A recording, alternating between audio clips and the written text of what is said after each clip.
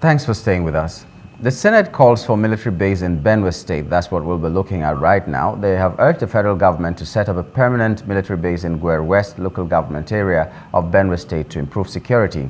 This decision was made after Senator Tetenga Zam raised concerns about increasing attacks by bandits in the region who often disguise themselves as herders. Senator Tetenga Zam criticized the slow response of the state government, pointing out that authorities tend to downplay the severity of the attacks. He stressed that these incidents are far more than just skirmishes, and there is an urgent need for a more decisive approach. The Senate's resolution came after a recent wave of violence between Sunday and Monday night, where at least 4 people were killed in a brutal attack. The call for a military base is aimed at providing a faster response to such security threats. Our guest this morning is Emmanuel Ikule, Executive Director, Elixir Trust Foundation. Good morning and welcome to the program, Emmanuel. Good morning and thanks for having me. Okay, first of all, maybe not related, but first of all is what is the approximate distance? Like, how many hours will it take you from Gwer West, where the proposed army base should be? What's the approximate time it will take you from there to the farthest place in Benue State? Like, for instance, in my state, I know that from Calabar to Obudu will take you like 7 hours. So if you are citing a military base in Calabar, it will take 7 hours for people to move from Calabar to Obudu if there's a problem there. So how approximately to the farthest place in, how close or how far is it from the farthest place in Benue State? I may not have the details, so I will try to give how close it is to the state capital. So we have Gwe East and Gwe West. So normally it should be like 30 minutes to the state capital. Okay. But because these two areas have really bad roads and they are federal roads that have not been attended to over time, so it has gotten worse in such a way that to a place that should have just been 30 minutes end up spending about 2 hours or 3 hours on it in trying to move. And over time, criminals have taken advantage of those slow movement to actually attack motorists and all that in those areas. They're trying to also move from there to further places like Vandikia and the rest. It may take about 5 hours or less. But just like I said, the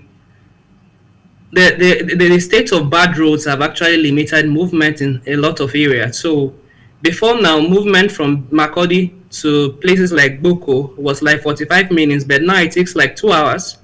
So from there to Makurdi, maybe 2 hours. From there to Boko, 2 hours. From there to Vandikia may also be like the 7 hours that we were speaking earlier.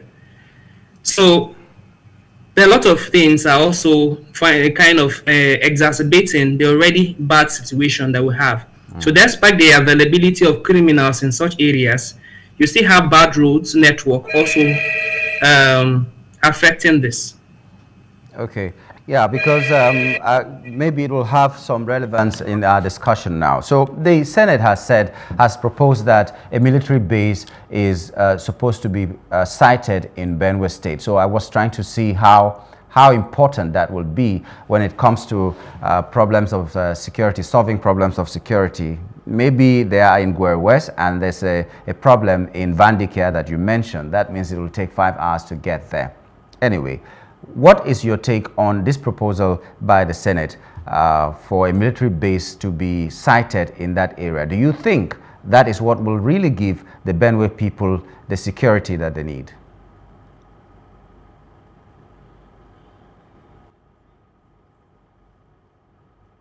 For improved service delivery. Before now already we have 72 battalion, which if I'm not mistaken, it's the most proactive as of then during the military era in carrying out operations in Nigeria. But I don't know what happened when we, during this democratic dispensation, that everything has so watered down to this point. And but having a base in Gwe is an opportunity for improved service delivery, because certainly the Senate that have pushed or have accepted that a military base to be created in this location will also be paying attention for reports from such areas, and it will also, the onus will also be on citizens in those areas to also monitor the works of these persons in these locations.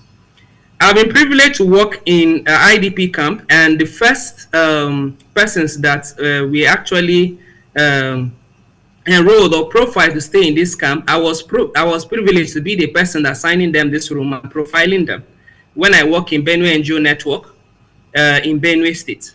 So these particular locations, or this part, be it's not just the Ngwe East, but we have Guma and the rest. But there's a close proximity between these two areas. Military have been, Benue already have military presence. The problem has been they are trying to do the right thing by arresting these criminals and ensuring that they are prosecuted. That has been the issue. Sometimes when there are reports about criminal issues or elements or attack in certain areas, you see them going there. After some time, they may return. But in trying to apprehend these criminals, that has been the issue. At different times, be it in Gwe, be it in Guma, be it in Ukum, sometimes these persons are even apprehended and handed over to them. It has been the issue of prosecution of these criminals. You still end up seeing, like reports in Ukum, are still seeing them freeing these persons. But we believe that with a new base, new responsibility and new timelines will be given to those persons that will be heading that particular base. And I believe with this, citizens will also try to pay their side, their part of oversight, or ensuring that they actually pay this report. And I'm also encouraging that maybe the state on its own can also be looking at a 3-day or a 1-week state summit on crime and policing in the states, because I think Benue is the only state with IDPs, 12 IDP camps currently, and a refugee camp currently in the state. And displacement started even before Northeast. But federal government have not paid attention or have not tried in addressing this. So for the first time that they are paying attention to it, I think is a welcome development. I think other support may also come for maybe reintegration of return of these the persons that have been displaced in those various communities. Well, from what you have said, the problem really isn't about a military base, except I didn't get you well, but the follow-up by prosecuting the people who are supposed to be prosecuted. You've also said that the people even sometimes arrest these bandits and hand them over to the authorities that do nothing about it. So which means the people also are carrying out their responsibility diligently, but implementation of whatever it is or prosecution of the people that need to be prosecuted is a problem. So I don't know how, don't you think that this is what should be given more attention rather than, you know, still just bringing another army base? What's the guarantee that if a new army base comes, it will not be the same thing that will be happening where people, known bandits, are arrested and given to them and they are being freed? People who should be arrested and prosecuted are not being arrested and all that. What's the guarantee that things will be different? I believe there will be improved service. Why? Because if you look at locations, I'll give an example as regards to elections. When there are elections to be done in certain states, you see that there are already security agencies in these particular locations, but they send more personnel to support the already existing security officers in such a state for better service delivery. So in this particular situation, so I know it won't be different. So yes, there have been existing persons, but maybe because of checks on themselves, they have not been that desired result. So, but sending more persons, just like I said, having 12 IDP camps is not just in one location, and these persons are displaced in thousands. So maybe the base in Makodi it's not having enough personnel. So bringing more, opening a new base, I mean more personnel will also be sent to the state. and it will actually help in improving this location. At the same time, I know that each operation has its own terms of reference. So I believe when the Senate is approving an operations, there are also budgetary allocation attached.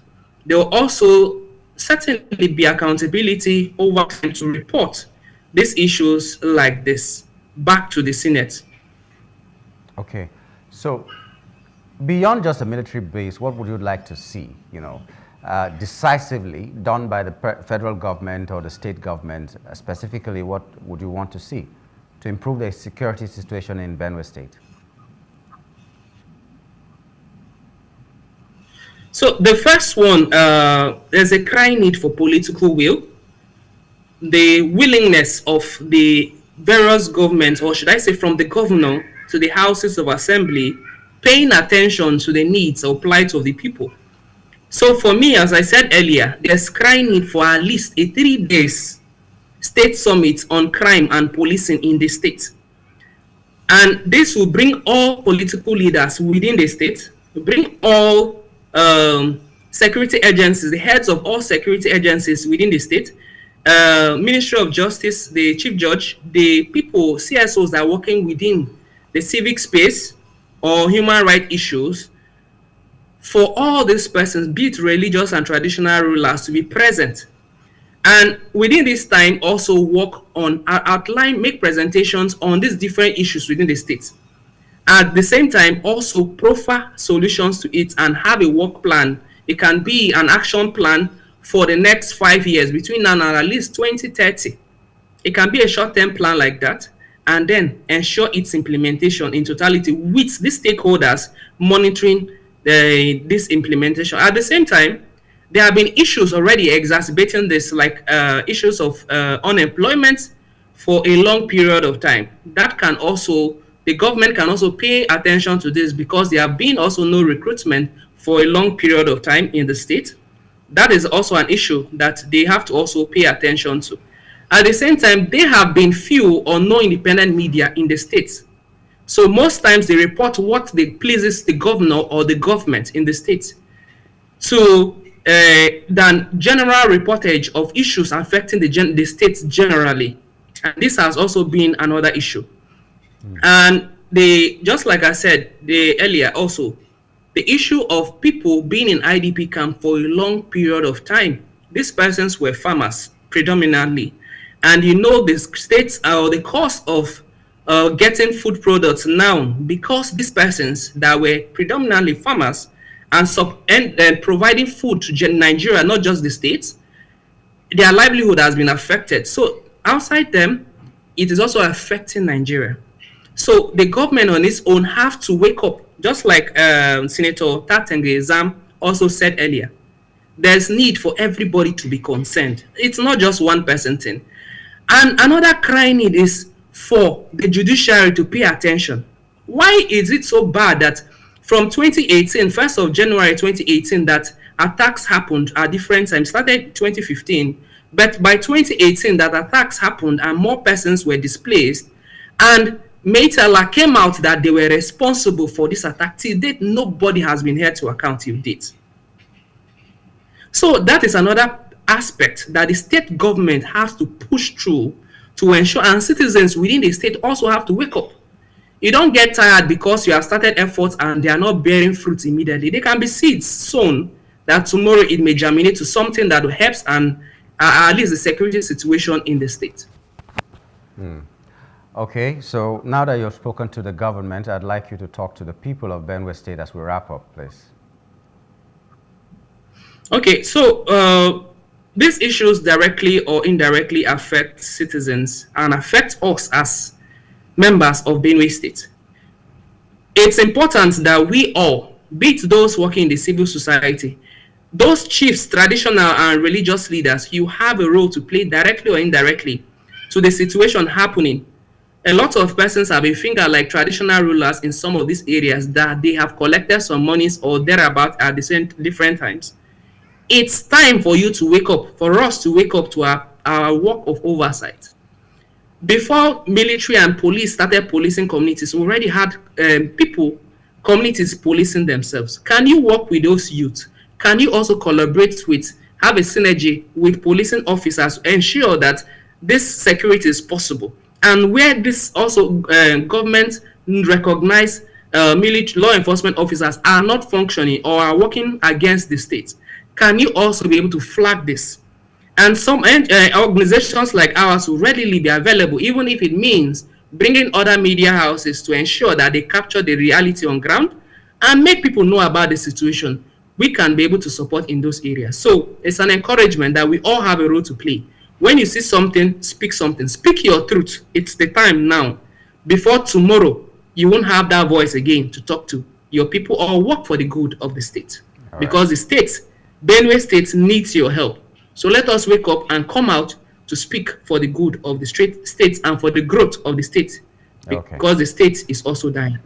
All right. Security is everybody's problem. Security is everybody's responsibility. So, like you said, if you see something, and say it responsibly and urgently. Well, we thank you very much, Mr. Emmanuel Ikule, for coming on the program. We thank you for your time this morning and your thoughts as well. Thank you so much for having me and for the good work you have been doing. Thank you. We've been talking with Emmanuel Ikule, Executive Director, Elixir Trust Foundation, and we're looking at the security situation in Benue State, especially now that the Senate has proposed that a military base be established permanently in Gwer West local government area of the state. We'll take, this is how much we can take on the show this morning. We'd like to thank you for your time and hope that you will rejoin us tomorrow for the weekend edition of The Breakfast. My name is Nyamgul Agaji. Thank you for being there.